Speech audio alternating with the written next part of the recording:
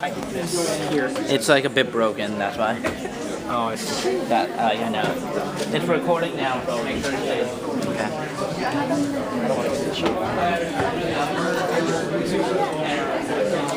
Mr. D's office.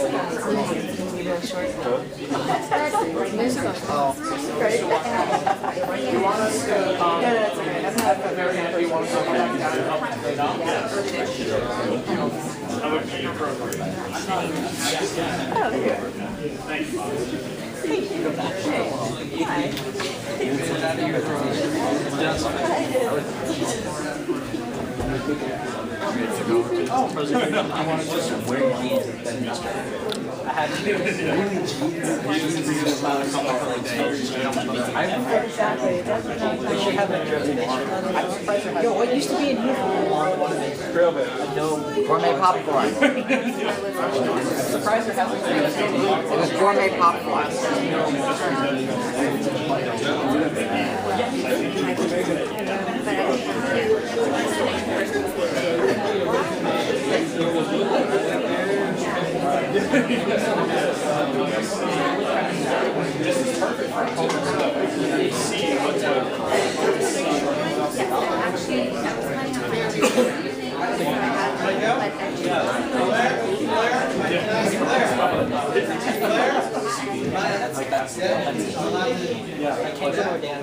Everybody clear up and put together the whole drum.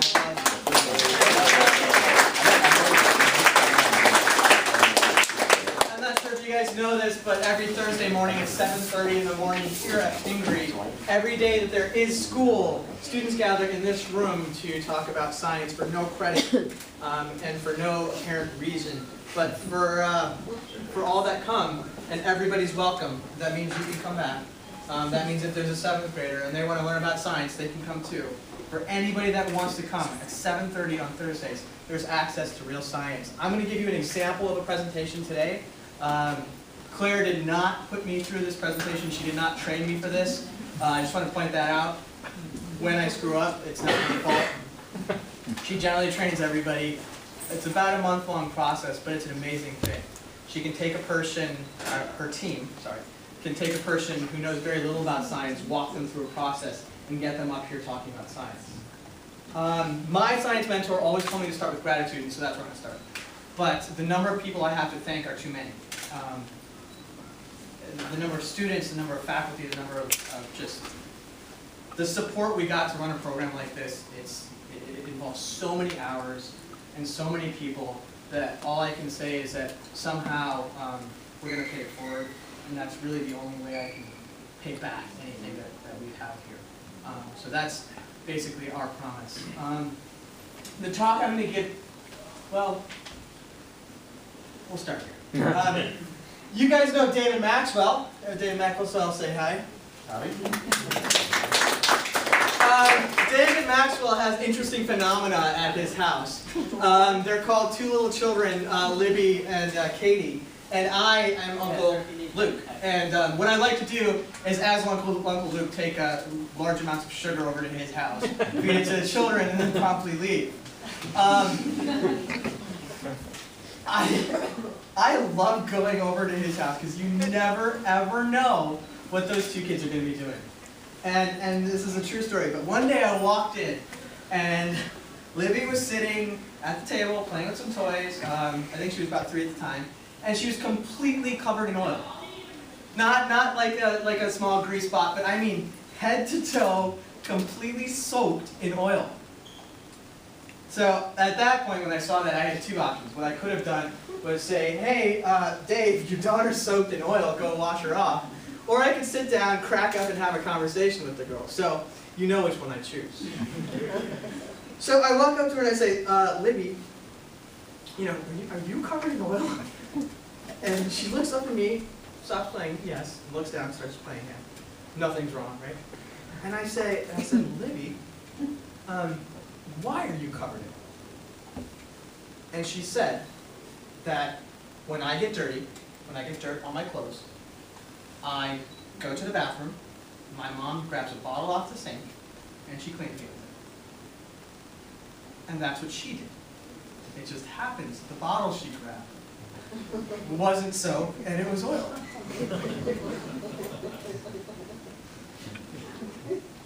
That story kind of highlights an interesting idea, though. There's different ways to fix problems. One of them is to look at the underlying mechanism, to see why things are happening. The other one is the quick fix. We could have taken Libby and just thrown her in the shower, turned the shower on, and she would have been fine, right? Until the next time she got dirty. There are problems out there, there are huge problems out there that kind of reflect that kind of thing. And one of them is in schools. There's kids who just, you try and you try and you try to teach them, and they don't seem to learn. And to many times to them we say, try harder, pay attention. Why can't you pay attention? Sit in your seat, be calm. There are prison systems that are overloaded with people, and to them we say, once, that's your mistake. Twice, you're in really big trouble. 3 times, you're out. There's obesity, and to people that are obese, oftentimes we think, why don't you just stop eating? Why don't you just try diet and exercise? Why doesn't that work? And then, of course, one of the biggest problems that is coming up now is that of addiction. And to them we say, well, just say no. I think with many of these problems, what we're doing is addressing the symptoms. But that's not going to do any good. What we need is a team of people, an entire generation of people dedicated to looking at the reasons that these things happen. We need researchers. I'm going to explain a little to you about addiction and talk less about the others, but hopefully what I talk to you about will shed some light on behaviors that you see in some people in addiction.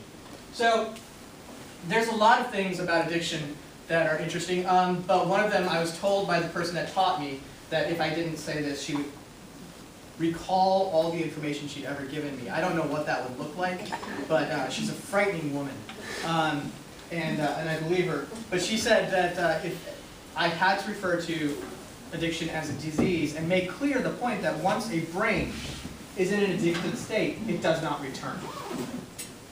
There is no rehabilitation for an addicted brain. It remains in the diseased state, and you must treat it as such.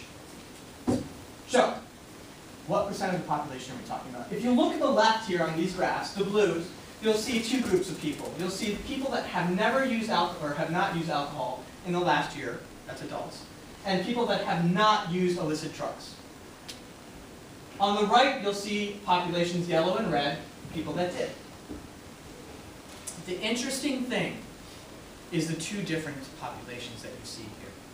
In alcohol, 43% of the population picked up a drink. 6% never put it down. In illicit drugs, the numbers are smaller, but the same idea. Approximately 13% of the population last year of adults used an illicit drug, about 3% didn't put it down. Now, the question is why? Why? What is it about the person or the drug that generates the difference in those 2 populations? Why can a person pick up a drug and then, despite severe negative consequences, severe negative consequences, not put it down?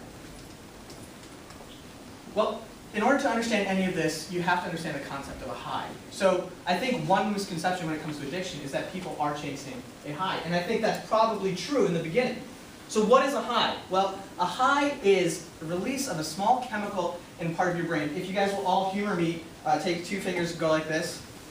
All right. Go ahead and put one right in your center of your brain, and then scoot it just over about 1 centimeter, Take the other one, put it right above your ear, and where those two fingers intersect, or where those two lines intersect, is a part of your brain called the nucleus accumbens. It's a tiny, tiny part of your brain, but it's responsible for reward. And anything that causes reward, you will want to do again. It is the primary drive in sex, when you seek water, when you seek food, and it is the one thing that is stimulated by all drugs of addiction. Currently heroin, alcohol, or sorry, opiates, alcohol, and cocaine. Now, research involves a lot of animals, and a lot of animals getting high, and I want to show you what that looks like. So there's two populations of animals here. For those of you that aren't good at graphs, don't worry, I'm going to walk you through it. Okay, so there's a group of rats who are given meth for an hour a day, for several days. And you can see every day they used about the same amount of meth. Now, they could have stopped. They did not use as much meth as they possibly could. They could have used more. Another group had meth for 6 hours a day. And what you see there is a completely different pattern. You see an increase in the amount of meth that the rats given 6 hours a day are using. Question again, why? What's the difference? Well, we know there's a time difference, but what is happening? What is generating the difference in that behavior? When a person is in the pre-disease state of addiction, they start using more and more drugs. And the question there becomes, what are they doing? Are they chasing a higher high? Have they tasted something that they really, really like that piece of red velvet cake? And is it just that they want more of it? There's another experiment that you can do that kind of helps to answer this question. It's called the ICSS. Now, imagine that there's an amount of reward that you would have to feel in order to do something over and over again. Imagine that I could stimulate that amount of reward with electricity. So I hook up very, very small electrodes to your nucleus accumbens, and I shock that area. And if I shock that area enough, I can get you to do things over and over and over. So, if a drug is very addictive, then I would have to apply very little shock to get you to do something over and over again. If a drug is very slightly addictive, then I would have to apply a great amount of shock in order to generate that addiction behavior more and more. The drug here is heroin. The experiment is similar to the one you just saw. The animals were given access to the drug for 6 hours a day, every day, ad lib, which means they could use it as they wanted. And what happened was that there was a rise in the amount of electricity needed to stimulate that addiction behavior. What that means is that over time, the amount of heroin providing reward, or sorry, the reward that heroin was providing, decreased over time.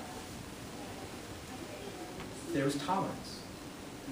And what that generates is behavior in which an addict or a person in active addiction uses more of a drug. And the question becomes, again, or sorry, not the question, but the statement then becomes, when you're using the drug, you're not going for a higher high. More of the drug after time causes the same high. There's a little more to the story than that. This is alcohol, or sorry, morphine.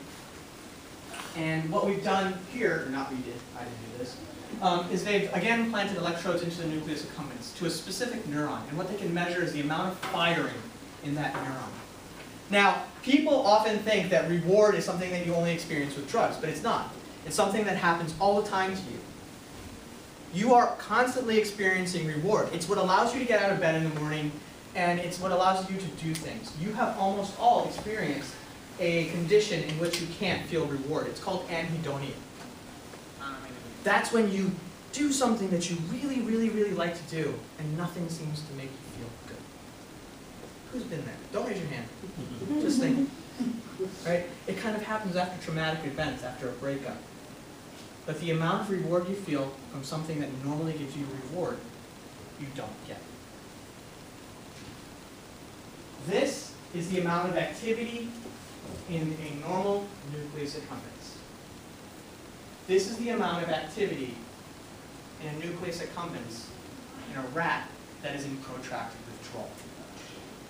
This rat is not trying to get high. This rat is trying to get warm.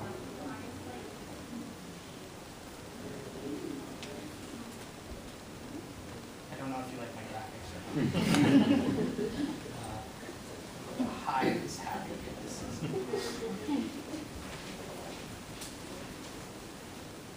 Addiction is ridiculously fascinating because it hits on one of the primary ideas, the core ideas, the thing that makes us human. How much of our behavior is our fault? There's a concept in addiction called incentive salience. And that's simply that you have like an order in which you do things. The most important thing to most of us is the preservation of our own life. Maybe followed by the will to drink water or the will to breathe, followed by maybe the will to protect our children or family members. The thing about addiction that makes it so crazy is that that hierarchy changes. And that a person will go and will engage in drug-using behavior despite, again, severe negative consequences. And we're not talking about a slap on the wrist here, right? We are talking about losing your children, losing your freedom, and risking your life. The model in which a person in active addiction is seeking a reward doesn't quite make sense if there's a huge obstacle in between them and the reward. If I said, there's a cookie, I'm going to send you to jail if you get that cookie, most of you are not going to go for that cookie. No, most. There were some really good cookies in my office. Thank you, Mrs. Stein, wherever you are. She's not here anymore. It turns out that there's a whole other system involved in addiction. And it may be evolutionarily something that keeps us from getting addicted. The difference between sex, water, and food, cocaine, is the amount of activation that you have in the nucleus accumbens. If you have too much activation in the nucleus accumbens, what happens is a negative behavioral system kicks in. It's called anxiety. Now, you guys have all felt this too. This is the feeling you get right before a test that you haven't studied for. I know everybody has felt that. Maybe not your show.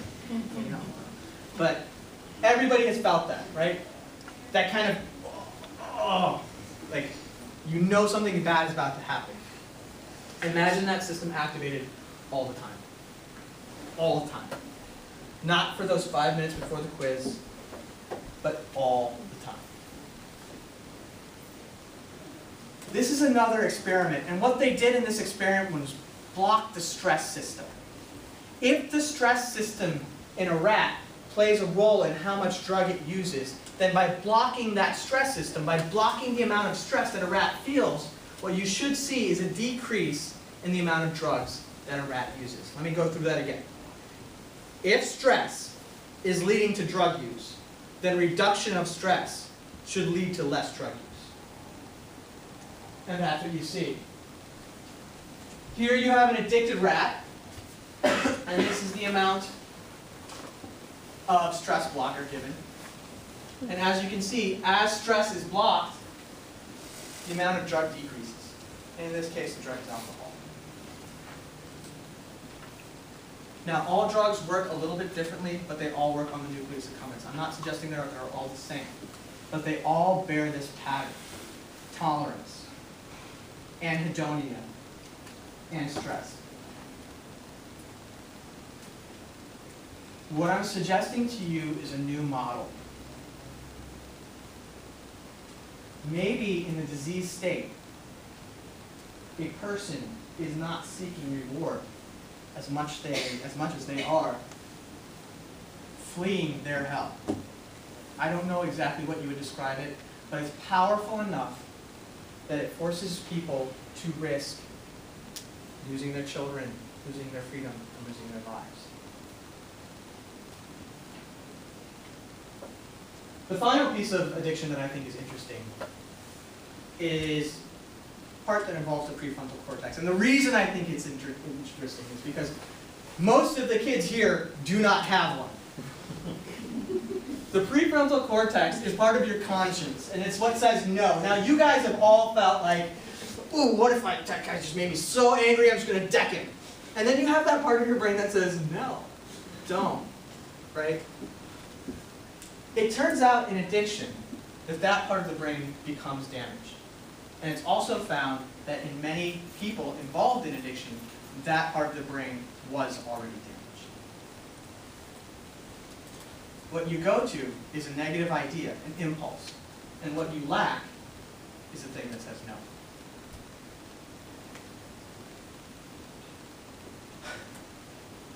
I want you to know what you're supporting here.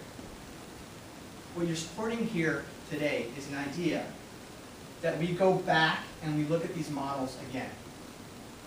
And we look at the data that generated the models. Because the diseases are going to change. Cancer, addiction, those names are going to change. But how we solve them is not. The real skill is student-driven. It is looking at research. And it is spreading the information that you get once you learn from that research. And that's what we're trying to do here. That's my talk. Thank you very much.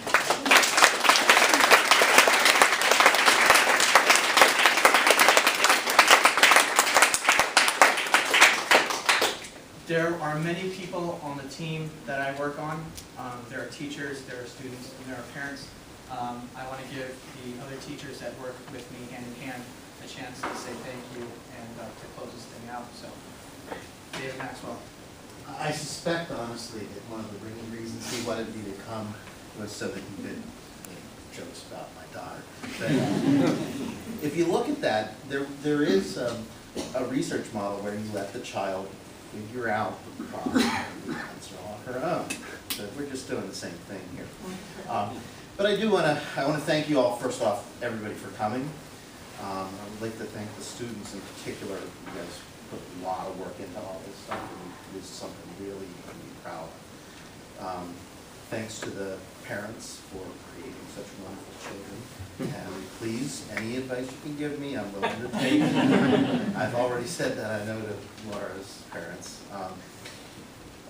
Let's see, who else? The administration for giving us the support and the freedom to actually be creative and do stuff like this.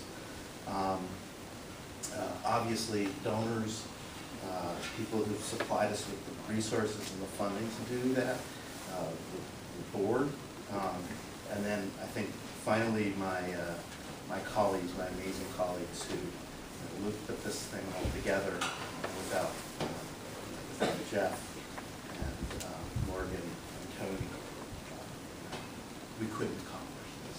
So thank you all very much.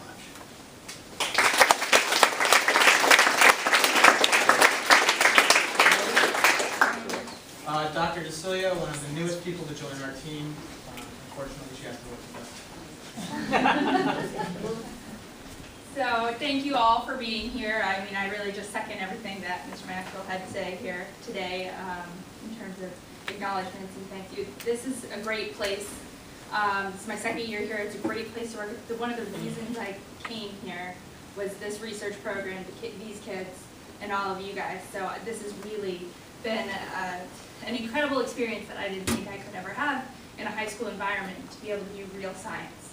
So thank you again all for being here. Great job to the kids. Amazing. You guys pulled it off. So thank you.